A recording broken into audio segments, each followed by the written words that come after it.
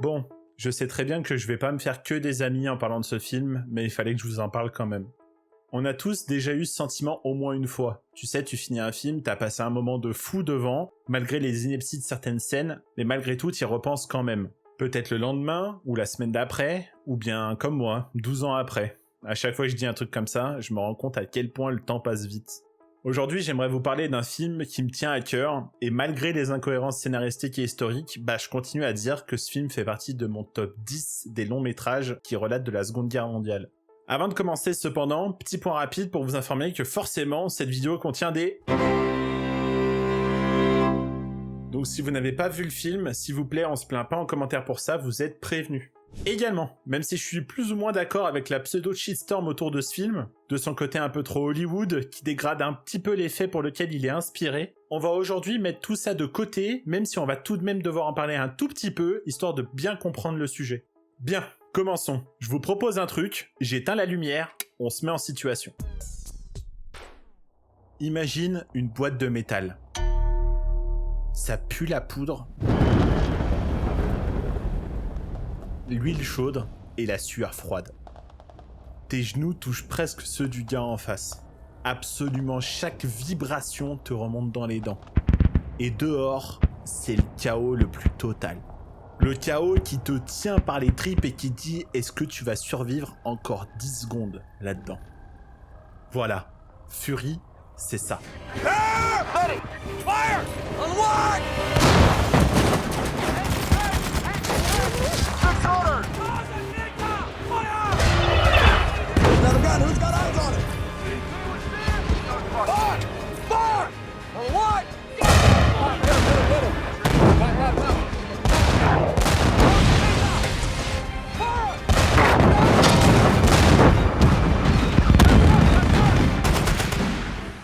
Alors oui, je suis un peu d'accord avec vous, ce film de guerre il est un peu classique, il va pas révolutionner le genre. Mais alors pourquoi autant de gens, et moi y compris, ressortent sonnés de ce film, comme si on avait vécu l'histoire plutôt que de simplement l'avoir regardé? Et si la vraie force de Fury n'était pas dans ce qu'il raconte, mais dans la façon dont les acteurs le font exister? Et si le plus important du scénario était au final pas écrit, mais se trouvait dans les dialogues, les silences, les micro-gestes, ou les regards par exemple? Dans cette vidéo, vous l'avez compris, on va disséquer ce paradoxe. Comment un film moyen peut devenir marquant. Et simplement parce que le jeu d'acteur transforme une histoire de guerre en une véritable expérience psychologique.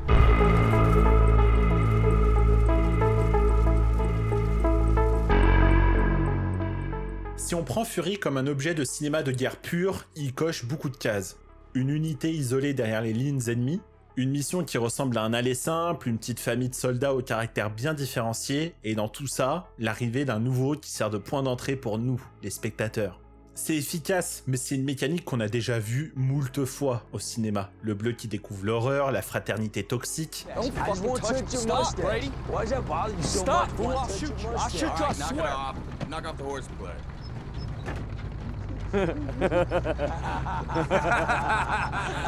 Et le final du film qui vient donner du sens à tout ce chaos.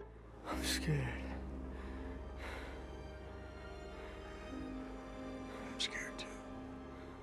Le film avance souvent sur des rails de ce genre. Certains enjeux sont annoncés trop tôt, certaines scènes doivent arriver, parce que les films de guerre les réclament. Vous savez, la fameuse scène qui montre jusqu'où on peut tomber, l'autre qui teste la loyauté, et même celle qui te rappelle que l'ennemi n'est pas seulement en face, mais aussi dans ce que tu deviens. Wait until you see it. See what? What a man can do to another man. Même le titre te prévient, Fury, ça va parler de rage et de brutalité là-dedans. Fire! Fire! Give me another. That was beautiful. You clear! On the way! Bow gunner, watch that left! You better fucking run! Et c'est là que l'expérience du spectateur devient étrange. Parce que malgré ces automatismes, tu ressens pas juste un récit qui se déroule. Les situations peuvent sembler écrites, mais les réactions des acteurs, elles semblent réellement vécues. Ce film, il est pas toujours subtil dans ce qu'il veut dire, mais alors il est incroyablement convaincant dans ce qu'il veut te faire ressentir. Et pour arriver à ça, il fait quelque chose de très malin. On se retrouve, nous, ceux qui regardent le film, pas en spectateurs, mais en intrus, en 6e membre de l'équipage. Who told you this? Master Sergeant with the clipboard. bullshit. Right there, he's Parce que Fury fait un truc hyper simple, mais alors très cruel. Il te fait entrer dans la guerre par le seul personnage qui a pas encore les anticorps pour tout ça. Which way is the front? Which way is the front? Au début du film, Norman, il sait pas regarder, ni même quoi dire ou même simplement respirer. Et ça tombe bien, parce que nous non plus, on découvre les règles de ce monde en même temps que lui. Rien que pour ça, on se rend compte que Fury, il est pas totalement brillant dans sa construction, mais alors il est super fort dans son incarnation. Et on comprend vite pourquoi. Il faut arrêter de regarder le film comme une suite d'événements ou d'actions, et commencer à le regarder comme un endroit où des êtres humains se décomposent minute après minute, sous nos yeux, brutalement. À partir du moment où tu comprends que Fury, c'est pas simplement un film sur des batailles, mais quelque chose de bien plus profond, tout change dans le film. Parce qu'ici, le char, c'est pas simplement un véhicule. Voyez-le plutôt comme une boîte crânienne, un cerveau d'acier qui avance dans un monde qui veut simplement le détruire. Et à l'intérieur, t'as un équipage qui fonctionne comme un organisme. Chacun a son rôle, chacun compense les failles des autres, et quand un seul craque, c'est tout le château de cartes qui peut tomber. Fuck! Get him! Fuck! Can't fucking be here any fucking more! Turn your goddamn intercom off, you got a ball like that. Psychologiquement, c'est quelque chose de très fascinant, parce qu'en situation extrême, tu deviens pas plus toi. Mais à l'inverse, tu deviens moins toi. Tu te réduis, tu te simplifies. Tu te fais survivre. On appelle ça dissocier. C'est ce moment où tu fais les gestes, t'exécutes, t'avances, mais ton esprit se débranche complètement pour pas cramer. I see it, it's a goddamn tiger. Put some fucking smoke in his face. Let's go, Grady, smoke up, Grady. On the wide! Et dans Fury, ça, c'est pas un concept expliqué. Elle est complètement jouée. Elle est visible dans des yeux qui regardent sans vraiment regarder, dans des mains qui font leur travail comme un rituel, dans des esprits qui se rebranchent une fois l'action terminée. Il y a aussi cette notion qui est très concrète, la blessure morale. C'est pas la peur de mourir, mais la culpabilité de ce qu'on accepte de faire pour rester vivant. Et ici, Fury insiste beaucoup là-dessus. C'est pas simplement la guerre contre l'ennemi, c'est aussi la guerre contre la version de toi qui se déforme avec le temps. Et la petite cerise sur le gâteau qui rend tout ça encore plus violent, c'est la contagion émotionnelle. Dans un huis clos comme dans un char, l'état mental circule comme un virus. Si le leader panique, tout le monde panique. Si le leader devient froid, tout le monde s'anesthésie.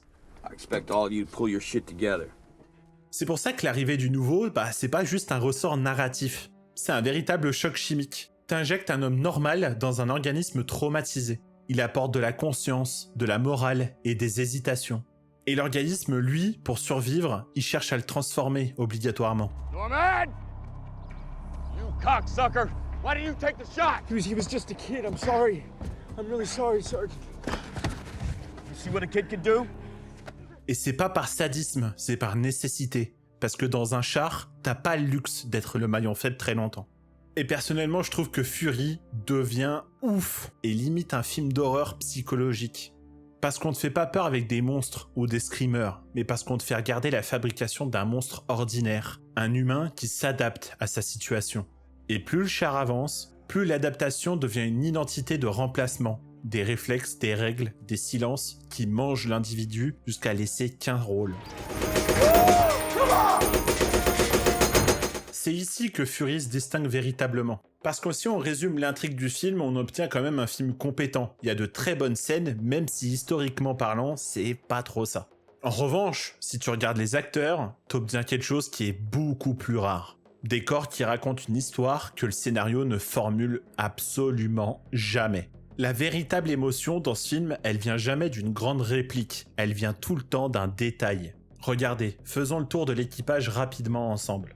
Brad Pitt, il joue pas un héros, il joue un homme qui s'est fabriqué un héros pour tenir. Son autorité, elle est pas que charismatique, elle est fonctionnelle. Il parle comme quelqu'un qui a appris qu'hésiter tue dans ce monde. Ideals are peaceful. History is violent. Et ce qui est troublant avec lui, c'est la tendresse enfermée dans la violence. Il est doux une seconde, monstrueux la suivante. Et c'est jamais par incohérence, c'est tout le temps par stratégie. Il protège ses hommes en les cassant avant que la guerre s'en occupe. You are no goddamn good to me unless you can kill crowds. Put a big fat hole in his back. Put a big fat hole in his fucking back.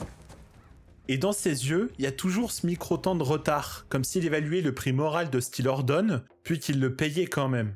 Logan Lerman, ou Norman dans le film, incarne l'idée la plus cruelle, je trouve. Celle que l'innocence n'est pas détruite d'un coup, elle est négociée. On le voit apprendre à respirer autrement, à tenir son regard, à faire semblant d'être quelqu'un qui sait. Open out those hindies. Splashed them real good. Wasn't nothing, right? Sure, Sergeant. Yeah, it wasn't nothing. In fact, I kind of liked it.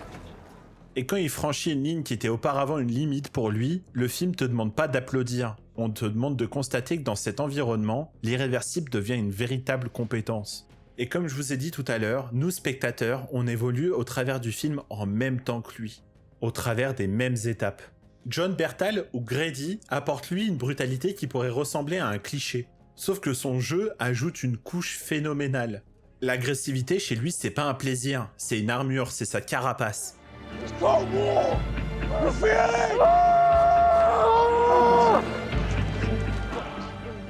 Il parle fort pour pas entendre ce qu'il ressent. Il provoque pour éviter le vide. Et dans certains silences, tu vois la fatigue et l'esprit derrière la performance, comme si la violence était un rôle à rejouer chaque jour pour tenir debout. Shia LaBeouf, lui, d'ailleurs qui est phénoménal dans ce film, c'est peut-être le plus psychologique sans jamais faire du théâtre. Il joue un homme qui a besoin de sens pour pas devenir fou. Sa foi, ses rituels, ses phrases bibliques, c'est pas un gimmick, c'est un système de contrôle. Then I heard the voice of the Lord saying, "Whom shall I send? And who will go for us?" Quand tout est chaos et vacarme, il invente une structure intérieure, et ce contraste rend l'équipage encore plus humain. And I said, "Here am I. Send me." Book of Isaiah, chapter 6. Parce qu'au fond, ça montre plusieurs manières de survivre. L'autorité, l'apprentissage, l'agressivité et la spiritualité. Et puis il y a celui qu'on oublie souvent, le pilote. C'est pas le plus démonstratif, mais c'est souvent lui qui fait circuler l'air dans le char. Une petite blague discrète, une chaleur brève, des micro-attentions qui évitent au groupe de basculer dans le pur mécanisme. Vámonos, cabronámonos. Hey, you want to talk Mexican? Join another tank, Mexican tank. This American tank, we talk American. Et quand la situation se referme, son visage se durcit, sa voix se resserre, tu comprends que même le plus humain sait jusqu'où il peut aller. Et enfin, il y a ce que les acteurs font ensemble, l'alchimie de meute, les interruptions, les regards, les blagues qui testent la loyauté. Dans un mauvais film, ce seraient des passages qui seraient obligés. Ici, c'est des preuves qui te sont même pas montrées. On croit à leur passé commun, à leurs codes et à leurs habitudes. Et du coup, avec tout ça, pour moi, le résultat, c'est tout le temps le même quand je regarde ce film. Même quand une scène est un peu lourde sur le papier, le jeu de tout ce groupe la rend vraie. Les acteurs, ils sont pas là juste pour te vendre une idée, ils te la montrent en état. Et c'est pour ça que Fury sauve un peu Fury. Le film ne gagne pas par originalité, mais par incarnation.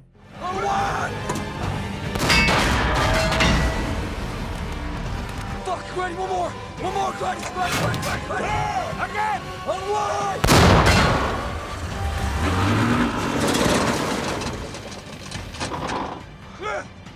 Tight throat. On s'en souvient pas au final comme une intrigue, mais comme un véritable souvenir. Comme si nous aussi, on était là-dedans avec eux. Et malgré tout, ce serait quand même injuste de dire que tout repose uniquement sur les acteurs ici. Parce que soyons honnêtes entre nous, la mise en scène de Fury sait très bien créer un terrain épique. Le monde est sale, étroit, lourd, et chaque déplacement coûte quelque chose. Et surtout, le film comprend une chose qui est essentielle. La guerre, c'est pas seulement l'action. C'est surtout les moments où il se passe rien, l'attente, où les émotions redescendent. Et en même temps, à l'inverse, ce film n'est pas toujours fin dans ce qu'il veut montrer. Parfois, le film appuie trop sur ses symboles, comme s'il avait peur qu'on comprenne pas finalement. Comme si on nous expliquait clairement, cette scène-là, elle est là pour nous choquer. Celle-ci pour nous faire espérer. Là, ça prépare quelque chose, etc., etc. Et c'est précisément là que le jeu d'acteur devient décisif dans ce film.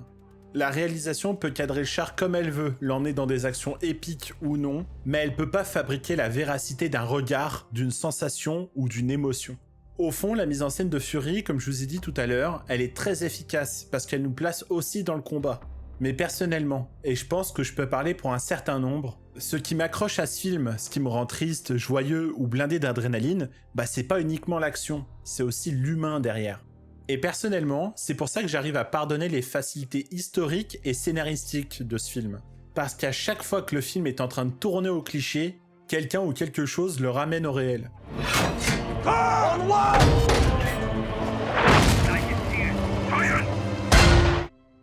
Alors oui, je suis d'accord, on pourrait regarder Fury comme un simple film d'action ou un film de guerre qui est imparfait. On peut pointer ses raccourcis, sa manière peut-être un peu lourde d'insister sur ce qu'il veut faire ressentir, mais si on s'arrête uniquement que là, on passe à côté de l'essentiel. On en a déjà parlé, ce film, il est pas mémorable parce qu'il est original. Il l'est parce qu'il est vraiment habité. Il nous montre pas la guerre comme un simple événement, mais comme un vrai état mental. Une atmosphère qui s'infiltre, qui change les règles et qui réécrit la morale. Et ça, c'est rendu crédible uniquement par le jeu du casting. Quand je repense à Fury, c'est ça qui revient. C'est pas le vacarme de la guerre et uniquement l'action.